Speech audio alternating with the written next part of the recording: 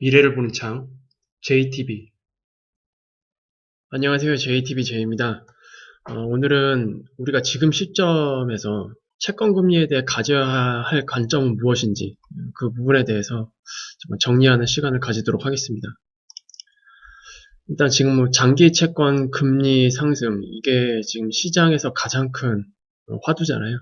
근데 이거를 일단 냉정하게 살펴보면, 장기 채권 금리가 상승한다는 의미는 경기가 앞으로 좋아질 것이다, 이런 기대가 좀 깔려 있고요. 그리고 사람들은 더 많은 소비를 할 것이다, 이런 것들도 깔려 있고요.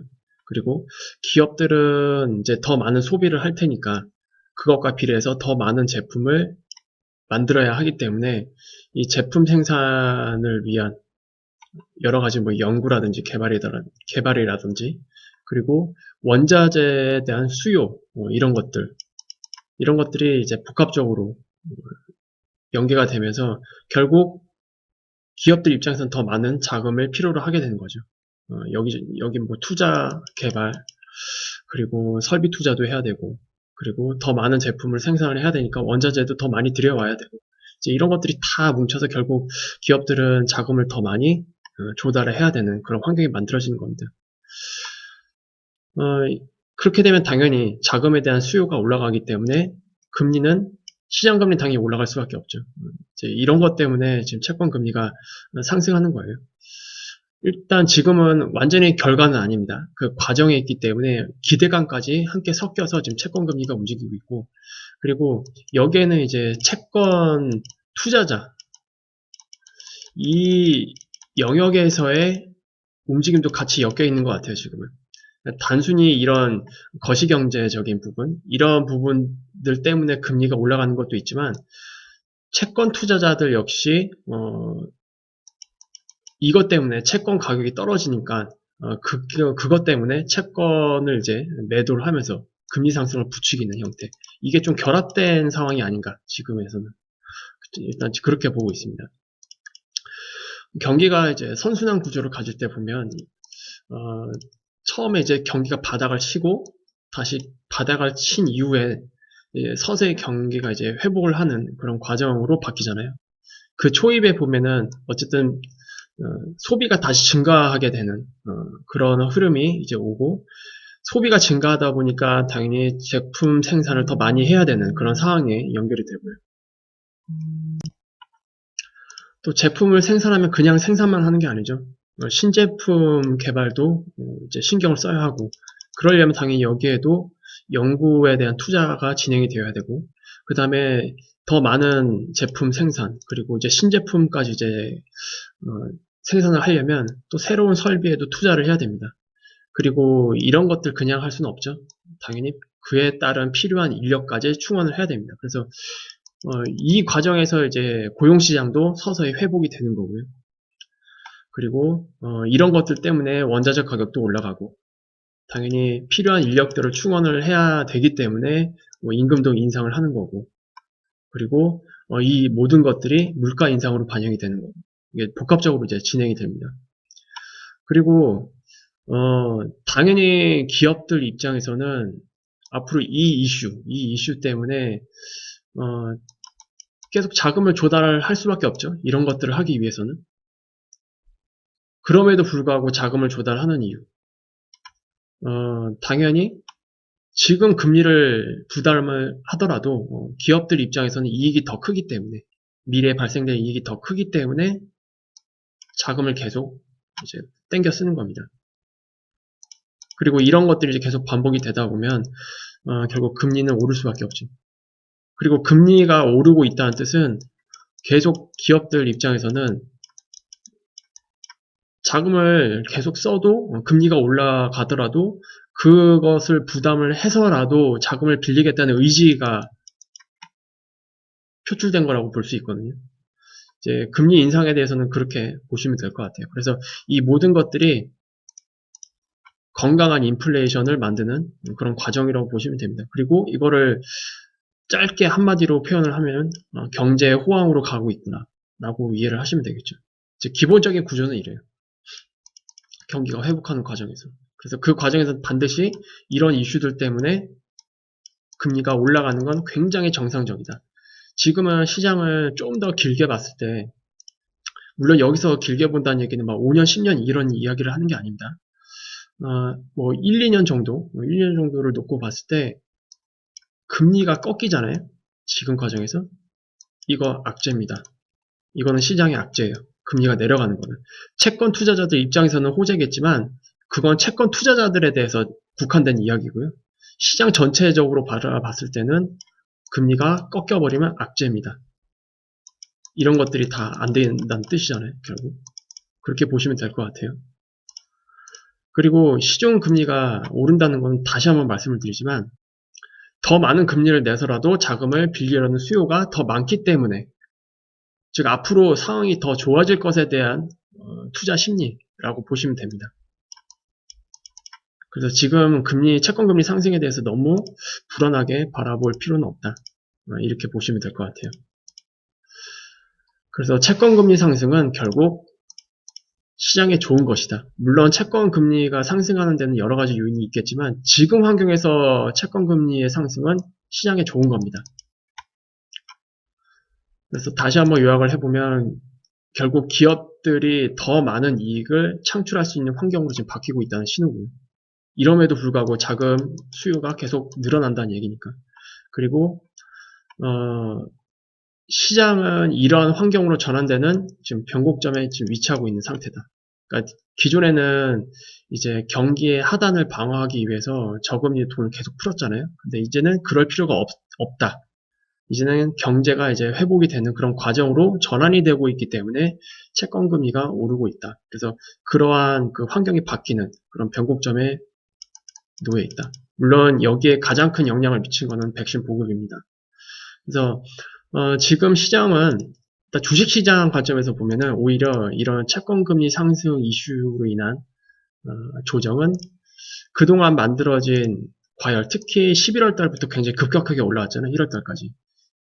그때 만들어진 이 과열을 식혀주는 좋은 과정으로 보는 게 좋고요.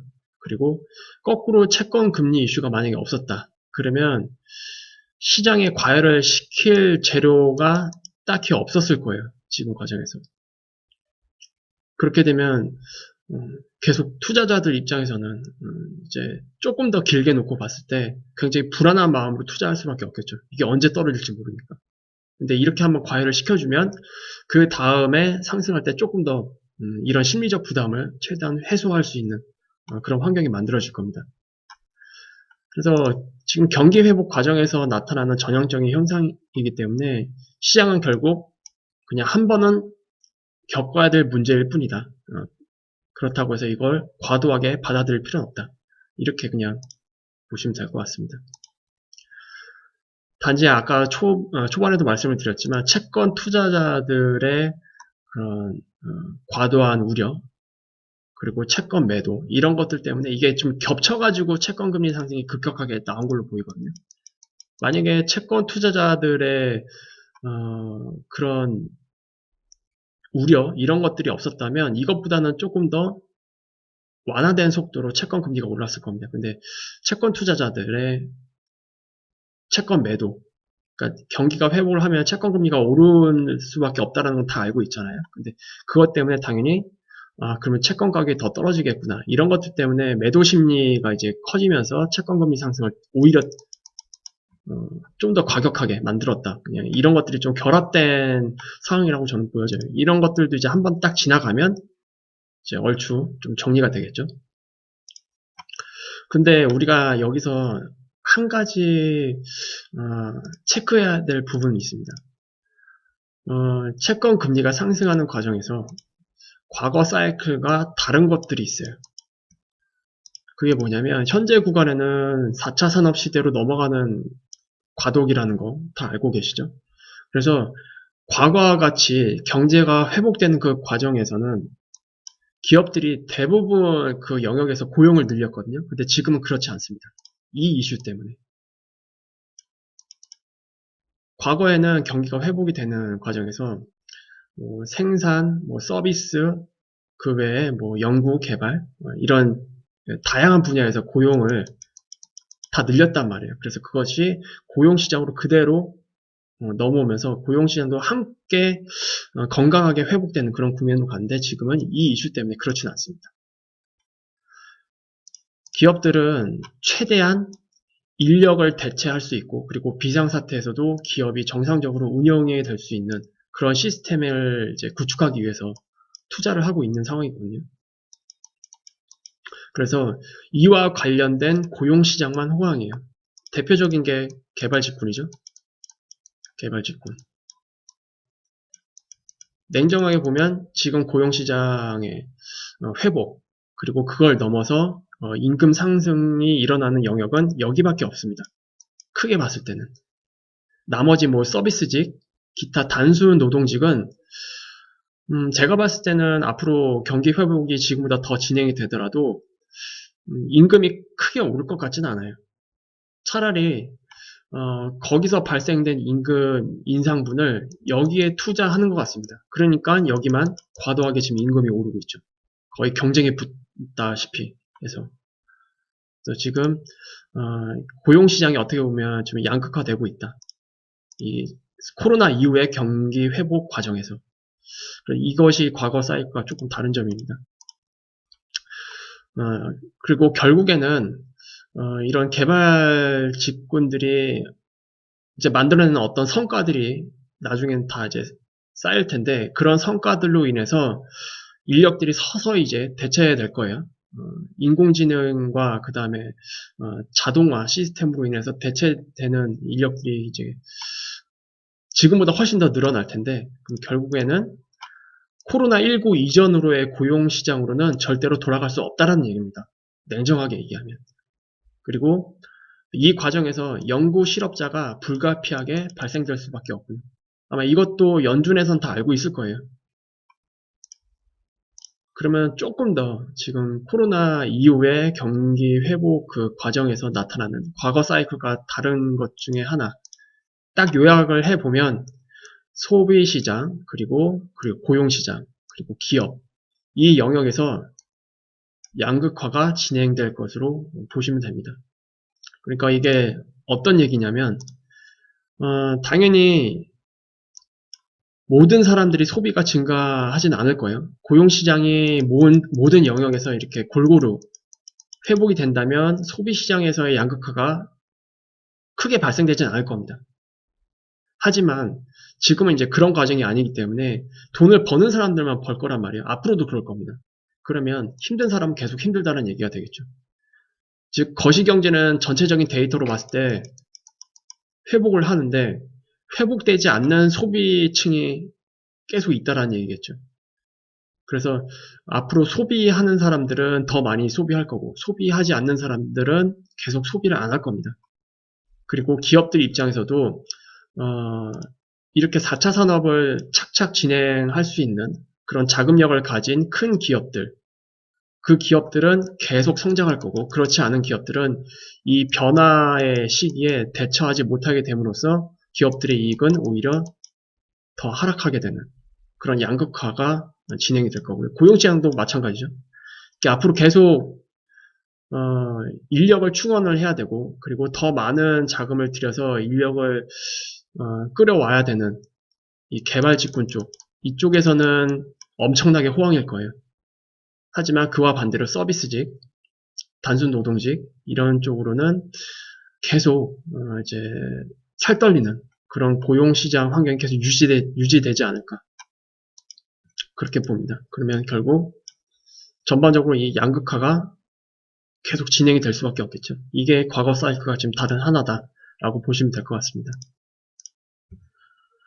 그리고 이제 얼마 전에 옐런이 다시 한번 얘기를 했죠. 옐런이 이제 파월 의장 이전에 연준의 의장이었잖아요. 그리고 나서 지금 재무장관으로 넘어온 건데 다시 한번 강조를 했습니다.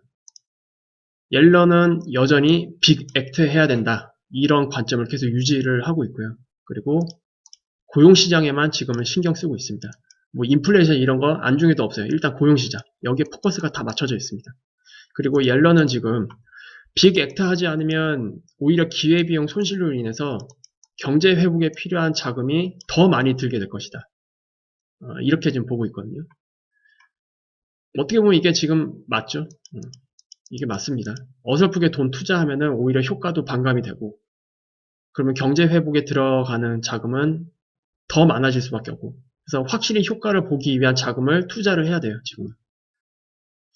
그리고 코로나19 이전에는 실업률이 미국이 3.5%였단 말이에요. 근데 그럼에도 불구하고 인플레이션이 낮았습니다. 2%가 되지 않았죠. 그래서 이런 것들을 종합을 해볼 때 지금 옐런은 뭐 연준 쪽에서도 그렇게 보고 있지만 기저 인플레이션으로 인해서 좀 과도하게 그런 기대감들이 반영이 되고 있다. 하지만 그거는 일시적이다라고 거의 단언하다 싶을 정도로 지금 의견을 내놓고 있습니다. 그래서 인플레이션은 결국 오지 않는다가 아니고 그렇게 사람들이 생각하는 것처럼 오지 않을 것이다 라고 지금 보고 있어요.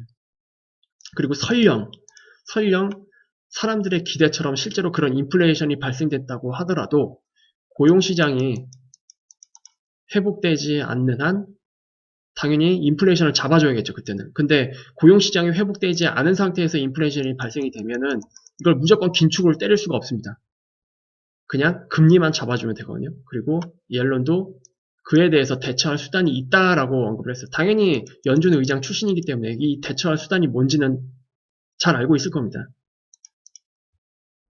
그래서 올해 지금 진행돼야 되는 그 부양책이 크게 두 가지가 있거든요. 지금은 일단 4차 부양책, 그 조만간 통과될 4차 부양책이 있고, 그 다음에 4차 부양책이 통과된 이후에는 이제 전반적인 경기 회복을 위한 투자, 거기에 3조에서 4조 달러에 달하는 인프라 투자 부양책이 연달아서 이제 와야 되는데, 이런 것들을 모두 진행해야만 2024년까지 다시 코로나 이전처럼 완전 고용 상태로 되돌릴 수 있다라고 지금 판단을 하고 있는 상태입니다. 일단 뭐 추세적인 인플레이션 상승은 최소한 내년까지는 봐야 되거든요. 왜냐하면 올해 인플레이션이 기저인플레이션 효과로 오른다고 할지라도 그게 계속 추세가 유지되기 위해서는 올해 발생된 물가 상승보다 내년에 발생된 물가 상승이 더 높아야 되거든요. 근데 그렇게 보기에는 아직 우리가 장담을 할 수 없습니다. 만약에 올해 나타난 물가 상승률과 내년에 나타난 물가 상승률이 거의 비슷하다고 한다면 물론 2%를 크게 넘지는 않겠죠, 그때는. 그래서 일단 뭐 인플레이션에 대해서는 우리가 어느 정도 조금 신뢰할 수 있는 그런 지표를 확인하기 위해선 최소한 내년 상반기까지는 그냥 봐야 됩니다. 그래서 그건 일단 뒤로 밀어두고 고용시장은 인플레이션만큼 빨리 회복되진 않을 것 같아요.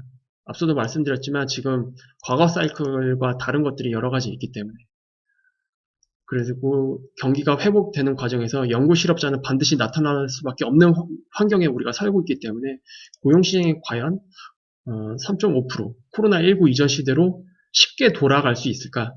그렇게는 생각하지 않습니다. 물론 올해 5차 부양책으로 예정된 여러 가지 인프라 투자를 위한 부양책이 나오게 되면 이제 그에 따른 당연히 일자리 창출도 분명히 있을 수는 있겠죠. 근데 그게 과연 내년까지도 유지될 수 있을까? 그것도 또 다시 봐야 됩니다. 그래서 일단 뭐 여러 가지 환경을 놓고 봤을 때 지금의 인플레이션에 대한 우려는 일단 좀 과도하다라고 보는 것 같고, 그리고 시장 관점에서는 채권금리 이슈로 인해서 과열을 시켜주고 있다. 그래서 약간 좀 긍정적인 관점으로 바라봐야 되지 않을까. 하지만 이것이 계속 시장을 짓누를 것 같지는 않습니다. 일단 3월 FOMC가 가장 중요하잖아요, 지금. 3월 FOMC가 가장 중요한데 3월 FOMC에서 뭐 어떤 얘기가 나올지 모르겠지만 우리는 이거를 확인을 하고 다시 한번 시장의 최종 포지션을 정해도 늦지 않을 것 같아요. 3월 FOMC 전까지는 계속 시장이 상당히 막혀있는 그런 상황이 계속 만들어질 것으로 예상이 되기 때문에 일단 좀 시장을 좀 느긋하게 보시면 될 것 같습니다. 하지만 이 이슈 때문에 시장이 계속 눌려있지는 않을 거다. 오히려 그냥 과열만 시키는 이런 과정, 이런 것으로 우리가 보고 어쨌든 채권금리는 시장에 좋은 거기 때문에 지금 환경에서 일어나는 그 채권금리 상승을 우리가 좀 더 1, 2년을 바라봤을 때 일단 긍정적인 관점으로 채권금리 상승을 지켜보자 이렇게 이해를 하시면 될 것 같아요. 다음 주 17일, 18일 이때가 3월 FOMC거든요. 그러면 우리나라 시간으로 목요일 새벽에 FOMC 성명서가 발표가 될 거예요. 그래서 일단 수요일날 영상을 올려드리긴 하는데